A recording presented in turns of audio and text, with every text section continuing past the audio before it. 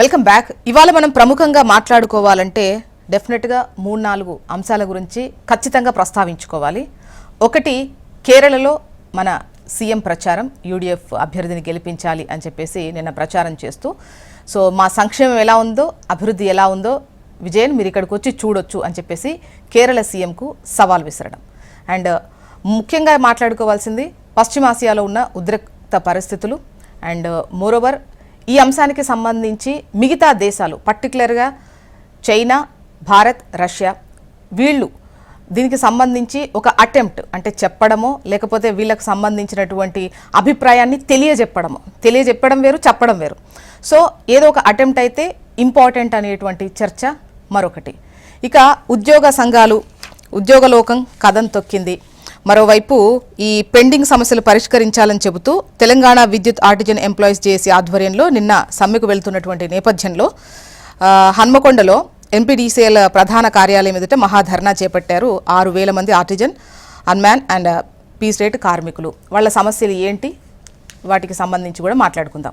ముందుగా అయితే మన దగ్గర ఉన్నటువంటి అభివృద్ధి సంక్షేమ పథకాలు, కాంగ్రెస్ హయాంలో ప్రస్తుతం ఇచ్చినటువంటి హామీలు ఎలా ఉన్నాయి ఏంటి అని మాట్లాడుకుందాం. సో 3 టాపిక్స్ ఉన్నాయి కాబట్టి గెస్ట్లకు నా మనవి ఏంటంటే, ఇచ్చిన మీ టైము మీరే, అది కొద్ది టైమే ఉపయోగించుకోగలరు. 3 సబ్జెక్టులను మనం కవర్ చేద్దాము, అదే చెప్తున్నాను. దిలీప్ ఆచారి గారు, వీరు బీజేపీ సీనియర్ నాయకులు. నమస్తే అండి దిలీప్ ఆచారి గారు, వెల్కమ్ టు ద డిబేట్. నమస్తే. ఒక చిన్న రిక్వెస్ట్ ఏంటంటే, నేను రాత్రి అంతా మేల్కతో ఉన్నాను కనుక ఒకసారి నాకు ఇస్తే ఒకసారి మాట్లాడుకొని వెళ్ళిపోతారా? ఎందుకంటే తెల్లారి 4 గంటల దాకా కాలరాత్రి వాళ్ళకి కాదు, నాకే. అందుకని వేరే ఛానల్ ఉండాల్సి వచ్చింది తెల్లారి. ఓకే అండి, డెఫినెట్ గా. లక్ష్మీ నరసింహారెడ్డి గారు, బీఆర్ఎస్ సీనియర్ నాయకులు. నమస్తే అండి, welcome to the debate. Doctor Charan Kaushik Yadav గారు, కాంగ్రెస్ సీనియర్ నాయకులు. నమస్తే అండి చరణ్ కౌశిక్ గారు. అండ్ బండారు రామ్మోహన్ రావు గారు, విశ్లేషకులు. నమస్తే అండి రామ్మోహన్ రావు గారు, వెల్కమ్ టు ద డిబేట్. చెప్పండి రామ్మోహన్ రావు గారు, అయితే మీకోసమే పశ్చిమాసియా యుద్ధం ముందేసుకుందాం. అసలు పరిస్థితి చూస్తే చాలా తీవ్రంగా ఉంది. డెడ్ లైన్ కన్నా ముందే కూడా విద్యుత్ కేంద్రాలపై అక్కడ దాడులు కనిపిస్తున్నాయి. ఒకవైపు ఇజ్రాయెల్ హెచ్చరించింది వాళ్లను, ఇరానియన్లు ఎవరు కూడా రైలు ప్రయాణాలు చెయ్యొద్దు అంటే అక్కడ టోటల్గా అంతా టార్గెట్ చేసినట్టుగా అయితే క్లియర్గా కనిపిస్తోంది. కానీ ఇక్కడ ఆలోచించాల్సింది ఏంటంటే, ఒకవైపు అక్కడ వాళ్ళు చమురు కేంద్రాలపై చేయడం, వీళ్ళు విద్యుత్ కేంద్రాలపై చేయడం, ఇక్కడ ఏదైతే మనం ఆచితూచి అడుగులేస్తూ ధరలు, ఈ అన్ని లెక్కలు, ఈక్వేషన్స్, మన సంబంధాలు ఇవన్నీ చూసుకుంటే అసలు ఉత్పత్తి కేంద్రాలే నాశనం అయ్యేటువంటి పరిస్థితి వస్తే రేపటి రోజున ప్రపంచం పరిస్థితి ఏంటి అనేది క్వశ్చన్. జోస్న గారు, మీకు మిత్రులు చరణ్ కౌశిక్ గారికి, రెడ్డి గారికి, అట్లాగే దిలీప్ ఆచార్య గారికి నమస్కారం. 2 నిమిషాలు మాట్లాడారు. ప్రపంచం అంతా తెల్లారి గంటల 4 గంటలకు ఊపిరి పీల్చుకున్నారు. ఎందుకంటే మనకేమిటి, ప్రపంచ వాళ్ళిద్దరు యుద్ధం చేసుకుంటే అంటే నిజంగా ప్రళయం సృష్టించబడేది, ఒక రకంగా సర్వనాశనం అయ్యేది. కనుక ఈ నాశనాన్ని ఆపిన ఘనత ఏవైనా కానీ నా ఉద్దేశం ఏంటంటే, ఇటు పక్క రష్యా చైనాకి చేస్తుంది, ఇటు పక్క పాకిస్తాన్ కూడా చేస్తుంది. ఏ మాట కవర్ చేసుకోవాలి. ఎందుకంటే పాకిస్తాన్ ఏం చేసింది అంటే, ఇప్పుడు కుక్కతో ఒక పట్టుకొని గోదావరి ఏదైనా సందర్భం చూస్తాం కదా, గోదావరి ఒక్కోసారి దాటొచ్చు.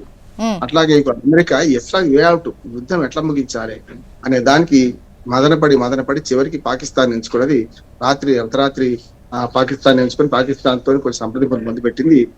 ట్రంప్ అన్నప్పుడే అనుకున్నాను నేను, ఇప్పుడు వేఅవుట్ కోసం ప్రయత్నం చేస్తున్న అమెరికా పాకిస్తాన్ ద్వారా కొంతవరకు మన సఫలమైందని నేను అనుకుంటున్నాను. రాత్రి తెల్లారి గట్ల యుద్ధం గంట ముందు, యుద్ధం ముందు కావాల్సిన ముందు అందరూ ఒప్పుకున్నారు. మొత్తం మీద ఈ 15 రోజుల తాత్కాలిక సంధి ఏర్పడింది. ఇది మంచిది.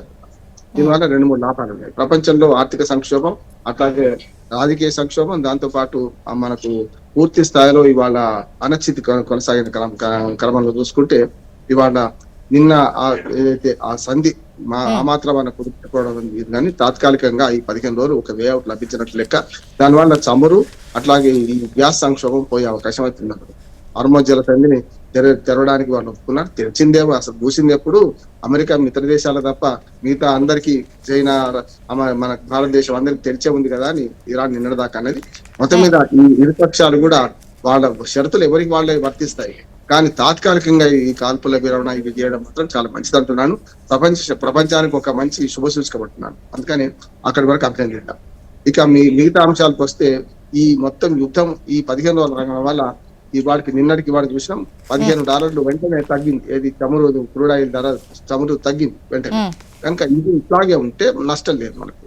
$120 దాకా పోయిన చమురు రేట్లు బ్యారెల్ చమురు ఇవాళ 100కి 105 దగ్గర ఉంది. కనుక ఇది కనుక ఇట్లాగే ఉంటే మనకు పెద్ద నష్టం రాదు. రేపు పొద్దున మనం అందరం ఊహిస్తున్నట్టు 5 రాష్ట్రాల ఎన్నికలు పూర్తి కాగానే వెంటనే మన మీద పెట్రోల్ బాంబు పేలుతుంది. ఖచ్చితంగా అక్కడ బాంబులు ఏమో కానీ ఇక్కడ మాత్రం 10 నుంచి 20 రూపాయలు పెట్రోల్ ధరలు డీజిల్ ధరలు పెరిగే అవకాశం ఉందని ఊహిస్తున్నా. అది జరగకుండా ఉండాలంటే ఈ యుద్ధం 15 రోజులు ఆగడం మనకు మంచిదే అయింది నా ఉద్దేశం ప్రకారం. ఈ కొంచెం హర్మోజ్ జల సంధి ఆ బాటిల్ నెక్ అనుకోవచ్చు, లేకపోతే చికెన్ నెక్ అనుకోవచ్చు, అక్కడి నుంచి ఒక 1200 ఓడలు బయటపడ్డాయి అనుకోండి. అప్పుడు మనకు ఈ 15 రోజులు మంచి రిలీఫ్ వస్తుంది అనుకుంటున్నాను నేను. కానీ శాశ్వత పరిష్కారం కోసమే ప్రపంచం కృషి చేయాలి. భద్రతా మండలిలో కూడా వీటో అంటే ఈ 2 వారాల పాటు విరమణ ఇచ్చింది కూడా హర్ముజ్ జలసంధిని ఓపెన్ చేయాలన్నటువంటి షరతుకు లోబడే ఇస్తున్నాము, ఇక్కడ తగ్గేదైతే లేదు, బట్ టైం ఇస్తున్నాం అని చెప్పేసి మరొకసారి ఇచ్చిన పరిస్థితే కనిపిస్తోంది. కాకపోతే డెడ్ లైన్ కు ముందే దాడులు, నిన్న విద్యుత్ కేంద్రాలపై దాడులు జరిగాయి, ఒకవైపు కారనగరంలో కూడా దాడులు జరిగాయి. అంటే ఇరాన్కు సంబంధించినటువంటి ఒక మెహర్ న్యూస్ అనుకుంటాను. సో వాళ్ళు ఇదిగో ఇక్కడ ఇది పరిస్థితి అని చెప్పేసి చెప్పినటువంటి సిచ్యువేషన్ చూసినాం. అంటే దాడులు మాత్రం అది జరుగుతూ ఉన్నాయి. మరి ఈ యుద్ధం ఏంటి, మళ్ళీ ఆ దాడులు ఆపుతున్నామని చెప్పడం ఏంటి అనేది కూడా ఒక్క మాట చెప్తా. ఏమంటారు, పురాతన ప్రజాస్వామ్య దేశంలోనే ఒక నియంత్ర అధికారంలో ఉన్నాడు దుర్మార్గుడు ట్రంప్ అధికారంలో. నిజంగా ఒక ఇస్లామిక్ నియంతృత్వ రాజ్యంలోనేమో ఒక నెట్వర్క్ అంతా కూడా ఎట్లా ఉందంటే మన వరుస నాయకత్వం ఉన్నది చూస్తున్నా, బృంద నాయకత్వం ఉంది అక్కడ. అంటే ముందు చచ్చిపోతే ఆగుతలేదు యుద్ధం కూడా. ఇక్కడ చూడండి, మరి ట్రంప్ ఏమో దేశమేమో ప్రజాస్వామ్య దేశం, నియంత్రణ పాలిస్తున్నాడు. అందుకనే ఇప్పుడు మన ఏనుగు మన ఏమంటారు కుంజర యోధంబు దోమ పుత్తుకది వచ్చిన అన్నట్టు ఇవాళ మొత్తం మీద హర్మోజ్ జలసంధిలో ఆ ట్రంప్ తలకాయ విక్కపోయి చూసినాం. కనుక అదే రకంగా ఇది పోకుండా ఇవాళ యుద్ధం ఆగడం మంచిదే అయింది. దీంతోనే 15 రోజులు చాలా రిలీఫ్ వస్తుంది ఆర్థికంగా, రాజకీయంగా, దాంతో పాటు సామాజికంగా కూడా రిలీఫ్ వస్తుంది. ఈ 15 రోజుల తర్వాత ఏం జరుగుతుంది అనేది మనం ఊహించలేం. కానీ ఈలోపు మాత్రం మళ్ళీ సందు చూసుకుని యుద్ధం మొదలు పెడతా అని ఇరాన్ కూడా ఏమన్నదంటే ట్రిగ్గర్ ఇంకా గన్ మీదనే ఉంది, మేము ట్రిగ్గర్ మీద వేలు తీయలేదు అని మాట ఇరాన్ అంటుంది. నిజంగా నమ్మదగ్గ పరిస్థితి ఏం కాదు. ఎప్పటికప్పుడు అలర్ట్ గా అటు ఇరాన్ ఉంటది. ఇప్పుడు ఇజ్రాయెల్ యుద్ధం ఆపుతుందా లేదా అనేది ఇంకొక సంశయం. ఎందుకంటే ఇప్పుడు అమెరికా చేతిలో ఇజ్రాయెల్ లేదు. ఇజ్రాయెల్ ప్రయోజనాలు వేరే ఉన్నాయి. యుద్ధం మొదలు పెట్టిన ప్రయోజనాలు అమెరికాకు వేరుగా ఉన్నాయి, ఇజ్రాయెల్ వేరుగా ఉన్నాయి. చమురు కంపెనీలను ముఖ్యంగా మిగతా గల్ఫ్ దేశాల లాగానే ఇరాన్ కూడా స్వాధీనం చేసుకుంటా అన్నది అనుకున్నది, అది సాధ్యం కాలేదు. అసలు అమెరికా ఏ యుద్ధంలో కూడా గెలిచిన సందర్భం లేదు. వియత్నాం నుంచి మన దాకా, ఆఫ్ఘనిస్తాన్ ద్వారా దాకా కూడా చూస్తే లేదు. కనుక ఇవాళ అమెరికా కొంచెం తగ్గింది అనుకోవచ్చు. ఇరాన్ ఒక మన సమయం పాటించి పాకిస్తాన్ మాట విన్నా, ఎవరి మాట విన్నా మంచిదే అనుకుంటున్నాను. ఇదైతే లోక కళ్యాణానికి మంచిది అంటున్నాను ఈ యుద్ధం ఆగడం. ఓకే, అంటే ఇరాన్ బలమేంటి ఎట్లా అనేది ఒకవైపు అవునన్నా కాదన్నా ప్రతి దాంట్లో నేనే పెద్దన్నా అని చెప్పినటువంటి సిచ్యువేషన్ అమెరికాది ఉంటుంది. సో అయినా కూడా తగ్గేదే లేదు, ఢీ కొట్టి తీరుతాము అన్నటువంటిది ప్రపంచం కూడా ఆలోచించాలేమో. మనం ప్రతి విషయంలో మనం తగ్గాల్సిన అవసరం లేదు, అంటే ఆత్మగౌరవం చూపించేటువంటి క్రమంలో ఇరాన్ను చూసి నేర్చుకోవాల్సినటువంటివి కూడా, అంటే అక్కడ ఎట్లా ఉంది పాలన, ప్రజలకు సంబంధించి చూసారా, అణు కేంద్ర ఉత్పత్తిగా ఇది ఏదో ఆ లెక్కలలో చేస్తున్నారా, చెమురు ఈక్వేషన్స్ ఇవన్నీ పక్కన పెడితే వాళ్ళపై దాడి జరిగితే ఎలా ప్రతిస్పందిస్తున్నారు, ఒకవైపు సుప్రీం లీడర్ లేకపోయినా ఎలా ముందుకెళ్తున్నారు అనేది కూడా మిగతా దేశాలు ఏమైనా చూడాలనేమో అని అనిపిస్తోంది. ఒక పద్యం ఉందమ్మా, దాన్ని చెప్తాను. బలవంతుడు నాకేమని గిరవీకి ఏమైతుంది, చలిచీమల చేత చిక్కి సావని సుమతి అని సుమతి చెప్తాను. కనుక బలవంతుడు నాకేమని అమెరికా అనుకున్నది ఇవాళ చలిచీమ లాంటి ఇరాన్ తోని ఓడిపోవాల్సి వచ్చింది. ఒక రకంగా చెప్పాలంటే ఇది ప్రపంచానికి ఒక గుణపాఠం.